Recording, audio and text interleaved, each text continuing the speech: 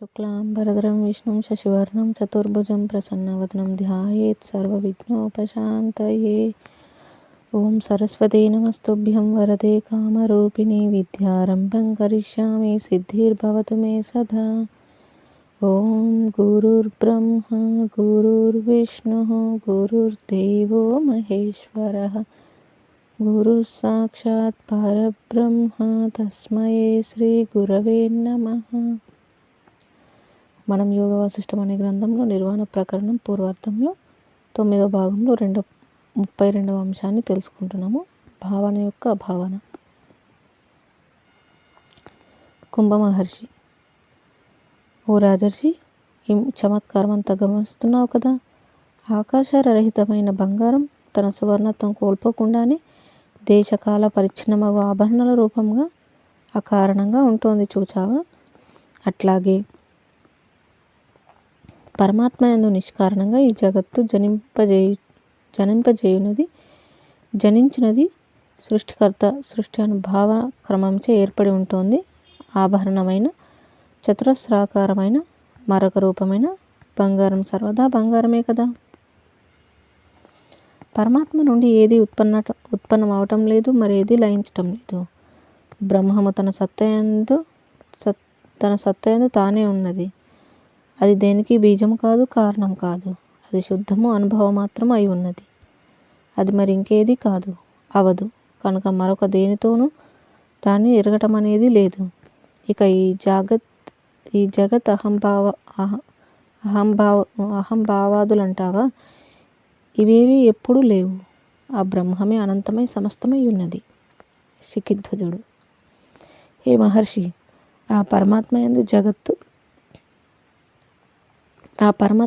జగత్తు అహంకారము మొదలైనవి లేవు అనే మీ నిర్ద్వంద్వమైన ప్రకటనను నేనిప్పుడు గ్రహించాను. అయితే అసలు ఈ సృష్టి యొక్క జ్ఞానం ఎట్లా భాషిస్తోంది, ఆ విషయం నాకు తెలియజేయండి. తద్వారా అజ్ఞానమును నిరోధిస్తాను. కుంభ ఋషి: ప్రియమిత్రమా శిఖిధ్వజ, ఏ అనాది అయిన అనంతమైన సమస్తమైన సర్వాధిష్టమైన సన్మాత్రము ఈ సృష్టిని విస్తరింపజేస్తోందో అదే సృష్టి జ్ఞానముగా కూడా భాషిస్తోంది. అందుచేతనే ఒకటి అధ్యస్థములైనట్టి ఈ జగత్ అహంకారాదులు, రెండు అధిష్టానమగు సచ్చిన్మాత్ర బ్రహ్మము, ఈ రెండు అభేదములైనవై ఉన్నాయి. ఇదంతా సచ్చిన్మాత్రమే అయి జగత్తుగా భాషిస్తోంది. సచ్చిన్మాత్రమే అయి జగత్తుగా భాషిస్తోంది. ఇక వేరు వేరు సిద్ధాంతములు కూడా ఉన్నాయి. విజ్ఞానవాదులు: ఈ జగత్ పదార్థములన్నీ విజ్ఞానం యొక్క పరిణామం మాత్రమే. గౌతమవాదులు: బాహ్యములగు పంచభూతముల సత్తే ఈ జగత్ పదార్థము. గౌతములు: శూన్యం మాత్రమే ఉంది, అంతకు మించి ఏదీ లేదు. ఇతరమైనదంతా భ్రమయే. ఈ వాదాల అంతర్గతాన్వేషణచే బ్రహ్మమే ఇదంతా ఉత్కృష్టానుభవమే సిద్ధించగలదు. ద్రష్టయే దృశ్యానుభవంగా ప్రతిబింబిస్తున్నాడనున్నది సూక్ష్మ దృష్టికి ప్రస్ఫుటం కాగలదని గ్రహించు. ఎవరైనా ఏదైనా సిద్ధాంతం ప్రతిపాదించవచ్చుగాక. సర్వవాదాలలోనూ అంతర్లీనమై ఉన్నది జ్ఞానమే కదా. జ్ఞానమే లేకపోతే వస్తు సాక్షాత్కారం ఎట్లా కలుగుతోంది? కాబట్టి జలమందు ద్రవత్వంలాగా సమస్త పదార్థములందు ద్రష్ట యొక్క జ్ఞానమే విస్తరించి ఉన్నది. అట్టి జ్ఞానమునే చిన్మాత్రమని అంటున్నాం. ప్రతి అనుభవం వెనుక జ్ఞానం మూల పదార్థమై దాగి ఉన్నది సుమ. చిత్తు జ్ఞానస్వరూపమే. ఇక చిత్తు జడ జగద్రూపంగా భాషిస్తోంది అనేది ముత్యపు చిప్పలో వెళ్లి విరుస్తోంది అను అనుభవంలాగా కారణరహితం, అనిర్వచనీయం కూడా. ఆ చిన్మాత్రం సాత్విక భావాలలోనూ దానికి విరుద్ధ భావాలలోనూ కూడా ప్రతిబింబిస్తుంది. పరస్పర వ్యతిరిక్త అనుయుక్తములైన భావాభావములలో ప్రత్యక్షమై ఉంటూనే మరొక వైపు ఆ భావాదులకు సంబంధించక తన అంత చిన్మాత్రం కొనసాగిస్తూనే ఉంటుంది. ఇది ఇటు జగదాకారంగాను అటు చిన్మాత్ర రూపంగాను ఒకే సమయంలో ఏర్పడి ఉండగల సామర్థ్యం కలిగి ఉంటుంది. వాస్తవానికి మన స్వరూపం ఒకప్పుడు తానెట్లున్నదో ఇప్పుడు ఇంకొకప్పుడు ఇట్లే ఉండటం జరుగుచున్నదని గ్రహించుట చేతనే మోక్షస్వరూప అనుభవం లభ్యమగుచున్నది. చిత్ స్వరూపమునకు విరుద్ధములైన అసత్య అస్వచ్ఛ భావములు అసత్యములు కాబట్టి అవి చిన్మాత్రమగు పరమ పదమునకు నిరోధములుగా ఉంటున్నాయి. శిఖిధ్వజుడు: మహాత్మ, స్వచ్ఛమగు చిద్రూపమే అస్వచ్ఛమగు జగద్భావమునకు కారణమగుచున్నదని మనం అనుకొనవచ్చున కుంభ మహర్షి. అట్లా సిద్ధాంతీకరించడం ఎట్లా కుదురుతుంది? విజ్ఞుల అనుభవం, శృతి స్మృతి వాక్యములను అనుసరించి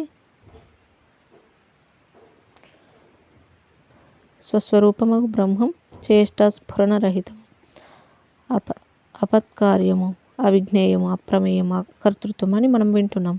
కాబట్టి బ్రహ్మం ఏ కారణమునకు తనకు తానుగా కారణం కాదు, అనగా ఈ సృష్టికి బీజమే లేదు. అందుచేత ఈ సృష్టి కూడా యథార్థానికి లేనిదే అగుచున్నది.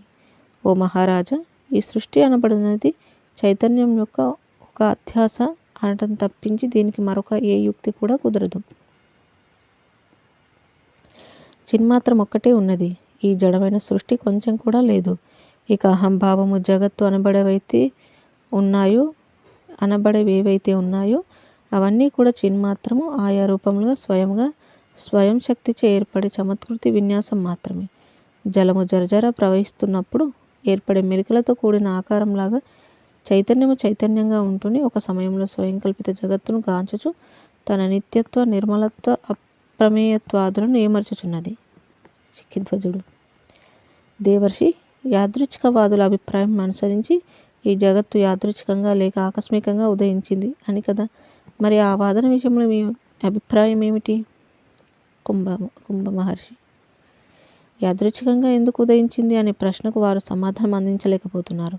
కారణం ఉంటే కదా కార్యం ఉండేది. కారణం లేకుండానే కార్యం ఉన్నదంటే అది యుక్తియుక్తం ఎట్లా? ఓ శిఖిధ్వజ మహారాజా, ఆ పరమాత్మ ద్విత్వ ఏకత్వాతీతుడై కార్యకారణములకు సంబంధించిన సర్వభావముల రహితుడై ఉన్నాడు.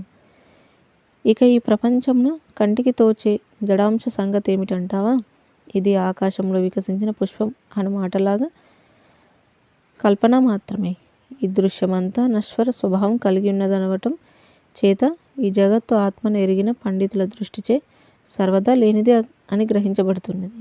ద్రష్ట మాత్రమే ఉన్నాడు. ద్రష్ట జగత్ కన్నా ముందే చిన్మాత్ర స్వరూపుడై ఉన్నాడు. ఆ చిన్మాత్ర స్వరూపుడు తన అనంతతత్వంలో ఒకానొక మూల జగత్తు అనబడు చమత్కారంను స్వయంగా ఎవరి ప్రమేయం లేకుండానే కలిగి ఉంటున్నాడు.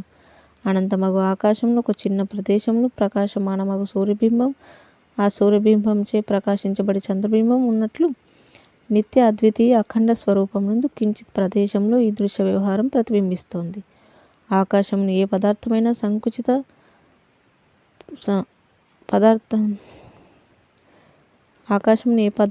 సంకుచితపరచగలదా? ఏదైతే నీ వాస్తవ తత్వము లేక స్వరూపం అయి ఉన్నదో దానిని ఈ ద్రష్ట దృశ్య వ్యవహారములు ఎట్లా పరిమితపరుస్తాయని అనుకుంటున్నావో నాకు అర్థం కావటం లేదు.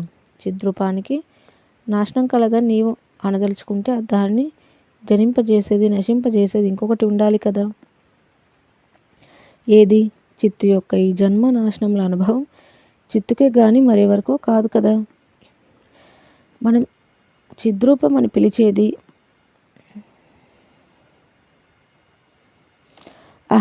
అహంకారం జగదాదుల ఉనికి లేములకు కూడా సాక్షిభూతమై అసంబంధితమై ఉంటున్న దానిని కదా. అహంకార జగదాదులకు సంబంధించినది మాత్రమే. ఈ జన్మ, మృత్యు, కర్మ, అకర్మ, ధ్యాన, పరధ్యాన వ్యవహారాలు మట్టికి, మట్టి బొమ్మకు, ఆకాశంతో ఏం సంబంధం ఉన్నది? శిఖిధ్వజుడు: అవును, మీరు చెప్పేది అక్షరాల నిజం. దాని సమక్షంలో కారణమే వాస్తవానికి అకారణమై ఉన్నదో అట్టి చిదాకాశ స్వరూపుడనే నేను. మరొకటేది అవటానికి వీలు లేదు. నా అనంత అప్రమేయ స్వరూపం యథాతథంగా ఎప్పటి అట్లే ఏర్పడి ఉండగా నాయందు కల్పిత మాత్రమే ఈ శిఖిధ్వజ నామధేయం, దేవ, మహారాజాది ఆపాదిత విషయాలు, జన్మ, మృత్యు ఇత్యాది ప్రసంగాలు భ్రమదృష్టి గలవానికి మాత్రమే దర్శనమవుతాయి. అవన్నీ లేవు. అప్రమేయమగు చిన్మాత్రం మాత్రమే ఉన్నది. నా చిదాకాశ స్వరూపం మరింకొకటేది అవుటలేదు. సమస్తానికి నేను ఆదిని. నాకు ఎక్కడ ఏది అనిపిస్తుందో అదంతా నా యొక్క చిత్ ప్రకాశమునకు సంబంధించిన ఒకానొక కాంతిపుంజం మాత్రమే. అయితే ఓ ఆత్మబంధు, మన ఈ సంవాదం యొక్క ప్రాశస్తం కొరకు మహనీయమగు మీ అమృతవాక్కులను గురవటానికి మాత్రమే ఒక చిన్న ప్రశ్న మీ ముందు ఉంచుచున్నాను. స్వభావాదులు చిత్తు నిత్యము ఉత్పన్నమవుతోంది, నిత్యం నశిస్తోందని ప్రతిపాదిస్తున్నారు కదా. ఈ విషయమై తమ అభిప్రాయం. కుంభ మహర్షి: వారు ప్రతిపాదించే స్వభావవాదం వేదవాక్యములకు సరిపోవటలేదని నా అభిప్రాయం.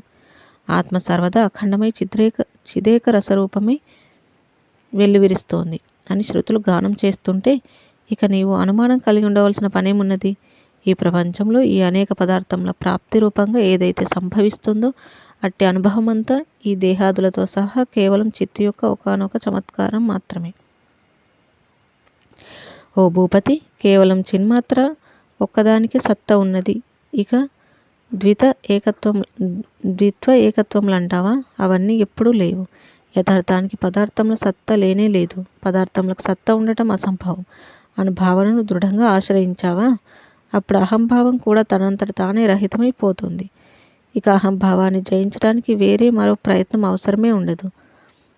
అసంభవ భావనచే ఇక చిత్తుకు అన్యంగా చిత్తము అన్నది ఎక్కడుంటుంది? చిత్తమే లేకపోతే జన్మ మృత్యువుల అనుభవం ఎవరికి? ఈ దేహానుభవమే యోచన యొక్క మహాసముద్రంలో ఒక చిన్న తరంగం వంటిది అవుతుంది. నీవో మహాసముద్ర స్వరూపుడవై ఉన్నావు. ఈ విధంగా చిత్తం ఉండదు, అహంకారం ఉండదు, వాటి భిన్నత్వం ఉండదు, జీవ బ్రహ్మ భేదం ఉండదు, చిత్ అచిత్ భేదం గాని దృశ్యానుభవ భేదం గాని ఉండజాలవు. కాబట్టి రాజా, మొదట వాసనారాహిత్యం అభ్యసించు. అంతే. ఇక శాంతి మనస్కుడవై మౌనివై చిదాకాశమయుడవై ఆత్మమాత్రుడవై శేషించగలవు.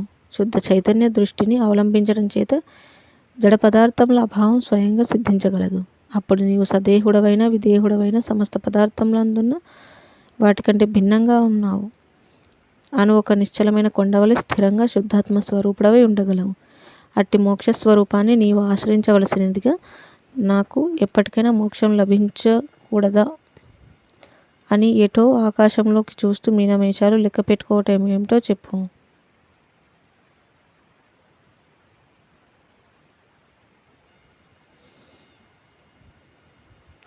భావన యొక్క అభావన అను చిన్న ప్రయత్నం చేత చిత్తంలోంచి అహంకారం శమిస్తుంది.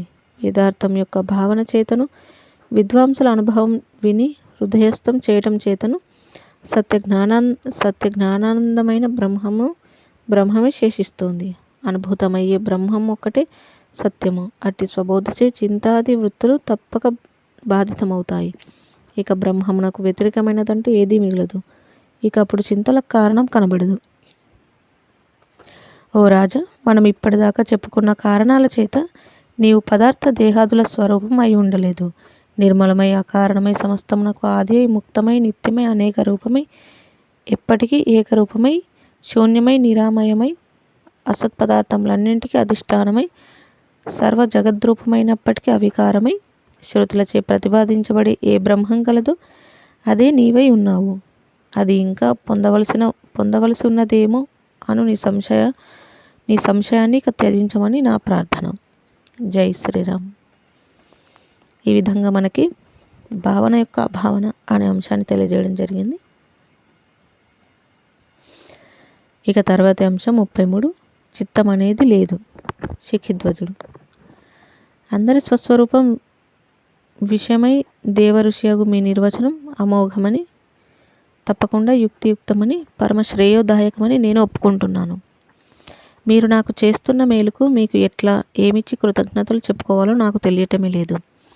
ఇదంతా బ్రహ్మలోకం నుండి ఈ నారదపుత్రుల రూపంలో మా జనులందరిపై వర్షిస్తున్న బ్రహ్మానంద వర్షమని నాకు అనిపిస్తుంది. హే దేవర్షి, ఇంతవరకు బాధిస్తూ ఏమి చేయాలో తెలియని పరిస్థితుల్లోకి తోసివేసిన ఈ చిత్త అహంకార జగత్తులకు సంబంధించిన నా అవగాహనను మీరు పరమ పవిత్రం చేస్తున్నారు. హే మహానుభావ, ఈ చిత్తం గురించి మరికొన్ని విశేషాలు మీ దగ్గర నుండి వినాలని ఉన్నది. చిత్తం లేదు అని నిరూపిస్తూ ఏ యుక్తులు ఇంకా చెప్పబడినాయో అవేమన్నా నా బోధ కొరకై విశదీకరించవలసినదిగా నా మనవి. అట్టి పూర్వోక్తమైన యుక్తులు క్లుప్తంగానూ విస్తారంగానూ చెప్పమని పాదాక్రాంతుడనే వేడుకొనుచున్నాను. ఎందుకంటే చిత్తం యొక్క అభావమును నేను ఇంకా సంపాదించుకోవలసి ఉన్నదని అనుకుంటున్నాను. కుంభమహర్షి: హే రాజన్, నీకు ఇంకా సందేహం దేనికి?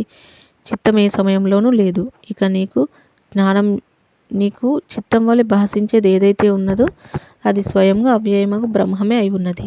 జ్ఞానం యొక్క బలమిచే ఎప్పుడైతే జ్ఞేయ రూపమగు జగత్తే లేదని మనం అనుకున్నామో, ఇకప్పుడు నీవు నేను మొదలైన కల్పిత రూపములు ఎక్కడుంటాయి, ఎక్కడి నుండి వస్తాయి? ఈ జగత్తు యథార్థానికి లేదయ్యా. ఈ వాక్యం చాలాసార్లు చెప్పుకున్నాం కదా. ఇక్కడ ఏదైతే ఉదయిస్తున్నట్లు మనకు అనిపిస్తుందో అదంతా బ్రహ్మమే అను జ్ఞానం కలిగిన తర్వాత ఇక ఎవనికి చిత్తం అనబడేది గోచరిస్తోంది? ఏ స్థితిలో అంతయు బ్రహ్మమే అని అనుభవం అవుతుందో అట్టి స్థితి అందు ఇక ఎవడు దేనిని ఎరుగుచున్నాడు? మహాప్రళయానంతరం సృష్టాది యందు ఈ జగత్తు అనబడేది యథార్థానికి ఉత్పన్నమే కాలేదు. ఇక చిత్తం ఉదయించింది అని శాస్త్రము చెప్పటం అంతా నిర్విషయమగు దానిని విషభావనతో ఆశ్రయించినట్టు ఈ జీవుని అట్టి భావన నుండి విరమింపజేయటానికే చెప్పు మధ్య మార్గ పాఠం మాత్రమే. ఎందుకంటే సృష్టాది యందు చిత్తం అనబడేది ఆత్మ కంటే వేరుగా రూపుదిద్దుకోవడానికి ఉపాదాన కారణం ఎక్కడున్నది? లేదు. అందుచేత మునుముందుగా ఆత్మ మాత్రమే ఉన్నట్లు ఇప్పుడు కూడా ఆత్మయే ఉన్నది. కారణరహితంగా ఆత్మ మాత్రమే ఉన్నట్లు ఇప్పుడు కూడా కారణరహితంగా ఆత్మ మాత్రమే ఉన్నట్లు ఇప్పుడు కూడా ఆత్మయే ఉన్నది. కారణరహితమగు అజ్ఞాన బుద్ధి గాని చిత్తాత్మకమగు జగత్తు గాని ఆత్మ నుండి వేరుగా జనించటానికి అవకాశమే లేదు. తస్మాత్ యదిదామభాతి భాసనం బ్రహ్మనే తరం. కనుక ఇక్కడ జగదాకారంగా భాషించేదంతా బ్రహ్మమే కాని మరింకొకటి ఏది కాదు. శిఖిధ్వజుడు: హే మహాత్మా, నామరూపరహితుడగు పరమాత్మ గురించి వేదాదులు కొంచెం విరుద్ధమైన పదజాలంతో ఆయా చోట్ల వచించటం జరుగుతోంది. 1. సర్వభూతాంతరాత్ముడై ఒకే పరమాత్మ వెల్లివిరిసి ఉన్నాడు. ఏకోవశి సర్వభూతాంతరాత్మ. 2. ఒకే రూపం అనేక విధములుగా చేస్తున్నాడు. ఏకరూపం బహుదా యః కరోతి. ఈ వాక్యములు పరమాత్మే ఈ సర్వం రచిస్తున్నాడు అని చెప్పుచున్నాయి కదా. మరి మనం పరమాత్మ అకర్మ అని, అభోక్త అని, అప్రమేయుడు ఎట్లా అనగలుగుతాం? సంతోషంగా కోసల రాజ్యాన్ని తన సొంతం చేసుకున్నాడు. కుంభర్షి: నీవు చెప్పిన ఇత్యాది వాక్యాలని అక్కడి ఈశ్వరుని విషయంలో ఎక్కడో తనకి అర్ధారూపవాదులు మాత్రమే ఒంటరిగా వెళ్ళిపోయాడు. ద్రష్ట యొక్క అనుభవ జ్ఞానం నిర్ణయాత్మక స్వభావాన్ని అనుసరించి అవి ఆయా అర్థములలో వసించసాగాడు. ఆయా అర్థములను ప్రతిబింబించటం చిత్తంలోని వాసనలన్నీ తొలగిపోయాయి. ఆ చిరకాలంలోని పరమశాంతి లభించగా ఆత్మయందు విశ్రాంతి కారణరహితమగు ఆత్మ విషయంలో పొందిన భూమండలంచే నిష్కలం నిష్క్రియం అనేక ద్వీపాలలో సంచరిస్తూ పద ప్రయోగం చేశాయి కదా. తరువాత ఆత్మ ఆయా రూపములుగా పరిణమిస్తోంది అన్నది ఇది ఒకప్పుడు నా రాజ్యం నా నగరం అని సంస్కారం లేకుండానే ప్రధానమైనది. అంతేగాని పరిణామం అనేది ఆత్మకు ఆపాదించే పౌరుల వద్ద మంత్రుల వద్ద ఇక నామరూపరహితుడు ద్వంద్వవర్జితుడు శీత వాతాది దోషరహితుడు నిరాకారుడు ఈశ్వరుడు అతడు అదేమీ పట్టించి ఈ జగత్తు రచించుచున్నాడు. అయినప్పటికీ అతనిని చూచిన కొద్ది మంది మంత్రులు వంటివన్నీ ఖేదచిత్తులయ్యారు. తాత్పర్యరహితమైన వాక్యాలు అవి అర్ధారోపవాదములు మాత్రమే. ఇంకా చెప్పాలంటే అవి హాస్యాస్పదమైన వాక్యాలని అనక తప్పదు. ఈ విధంగా ఎటు చూచినా కూడా చిత్తం అనేది లేదు. ఈ జగత్తే వాస్తవం కానప్పుడు ఇక దానికి అంతర్గతమై ఉన్న చిత్తం మొదలైనవి ఎక్కడుంటాయి? శిఖిధ్వజుడు: చిత్తం గురించి చాలా విశేషాలు మీరు చెప్పి ఉన్నారు. అసలు ఈ చిత్తం దేనిచే నిర్మించబడి సంసిద్ధమవుతోంది? కుంభ మహర్షి: చిత్తం వాసన రూపమే అయి ఉన్నది. వాసనలకు విషయమగు ఈ జగత్తే లేదు అని మనం అనుకున్నాం కదా. జగత్తుకి అస్తిత్వం లేకపోతే ఈ చిత్తమునకు మాత్రం అస్తిత్వం ఎక్కడున్నది, ఎట్లా ఉంటుంది? మాయా సమన్వితమైన బ్రహ్మము తనయందు తానే నిర్మించుకొని కల్పనలని మనం చిత్తం, జగత్తు అనే పేర్లతో పిలుస్తున్నాం.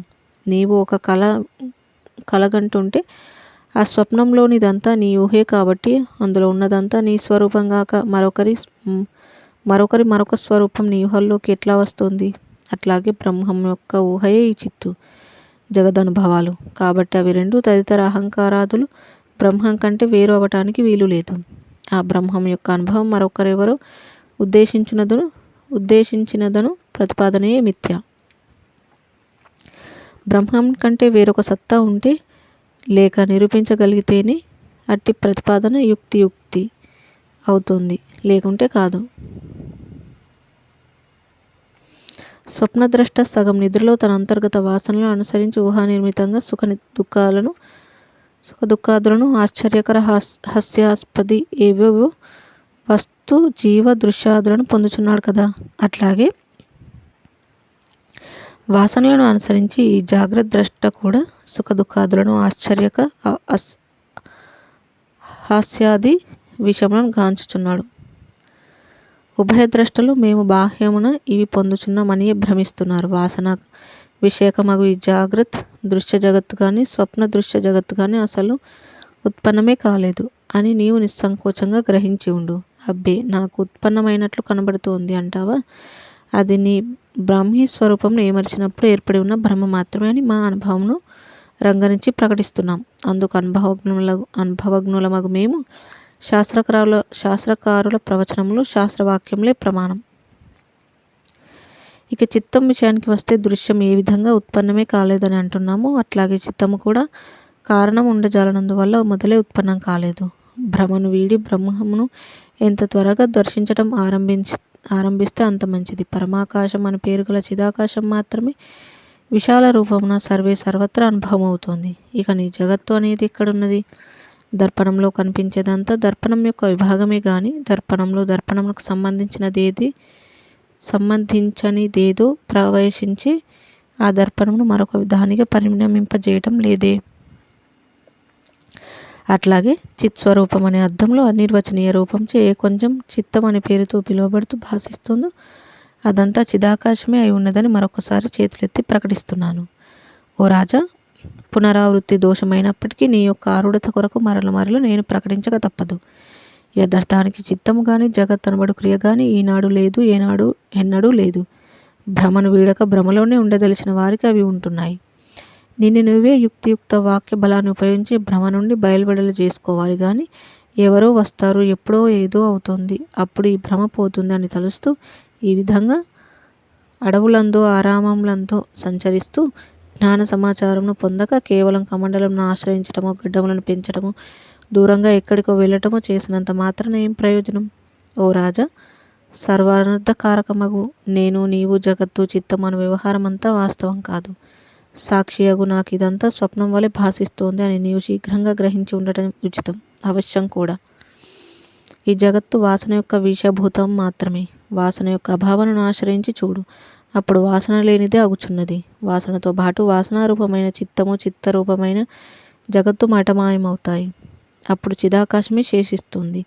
అనగా ఏది అజ్ఞాన సమయంలో జగత్తు, వాడు, వీడు, నేను, నీవు, నా మతం, నీ మార్గం, ఆ దేశం, ఈ రాజ్యం, ఈ అడవి మొదలైన జగద్విషయాలు అనుభవమవుతున్నాయి, అవన్నీ లేవని చిదాకాశమే ఉన్నదని ఈ కనబడేవన్నీ చిదాకాశ ఆపాదితములని జ్ఞాన దృష్టికి తేట తెల్లమవుతుంది. అజ్ఞానిగా ఉన్నంతకాలం నీవు ఈ భూప్రపంచంలోని ప్రతి కీకారణ్యంలోనూ వందల వేల ఏళ్ల తరబడి తపస్సు చేసిన లాభం లేదు. అంతరంగ సాగర దర్శనం అను జ్ఞానంచే కలగా అసత్యం అసత్యంగా కల్పితం కల్పితంగా నిత్యమైనది నిత్యంగా ఎరగబడగలదు. ఓ రాజా, మరొక్కసారి గుర్తు చేస్తున్నాను, అజ్ఞాన దృష్టికి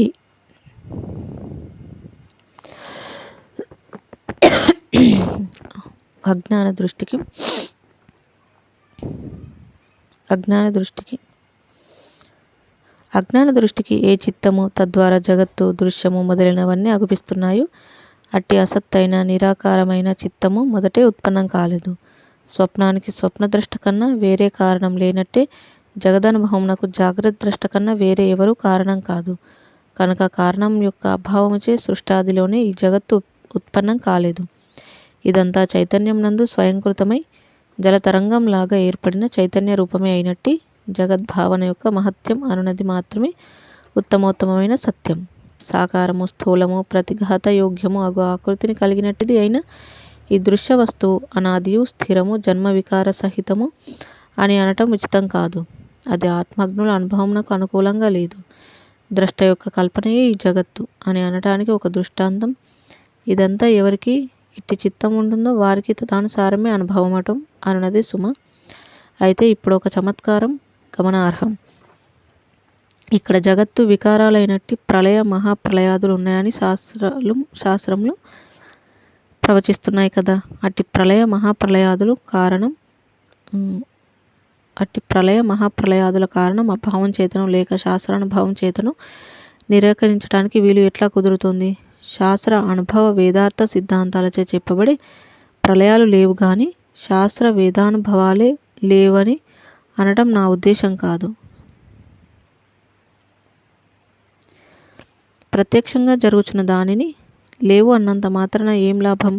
మనం సంభాషించుకునేదంతా 1 లోకానుభవ ప్రమాణం, 2 శాస్త్ర ప్రమాణం, 3 వేద ప్రమాణం. ఈ మూడింటికి సరిపోవచ్చు ఉండాల్సింది.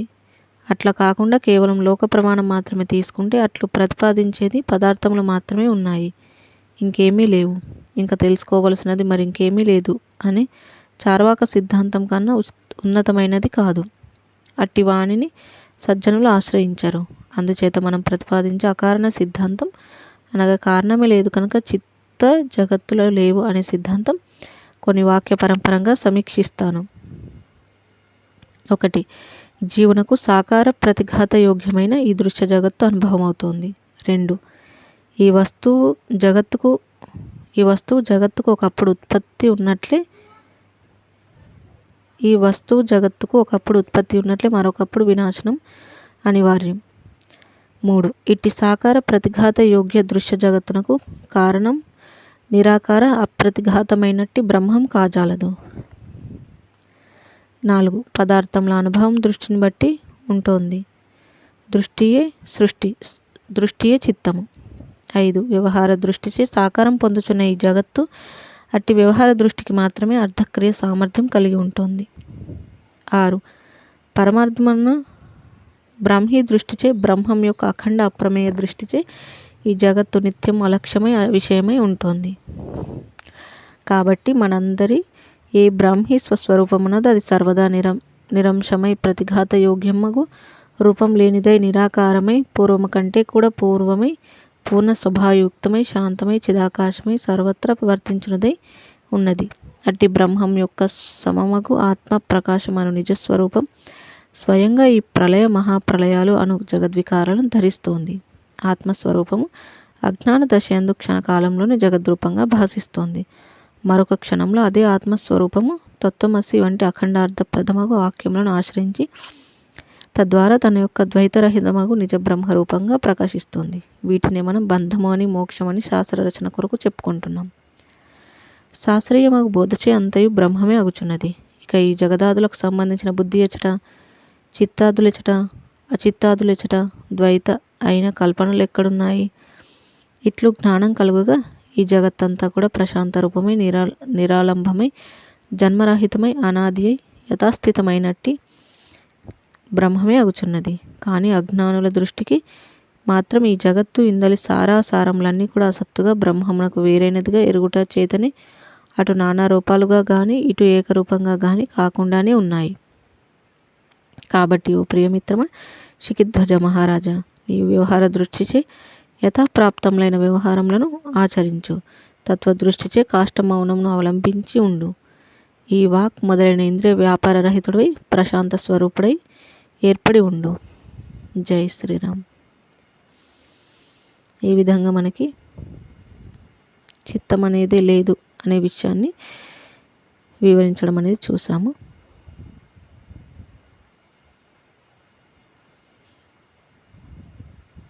ఇక మిగిలిన అంశాల గురించి మళ్ళీ తెలుసుకుందాం. ఇంతటితో ముగించుకుందాం. జై శ్రీరామ్.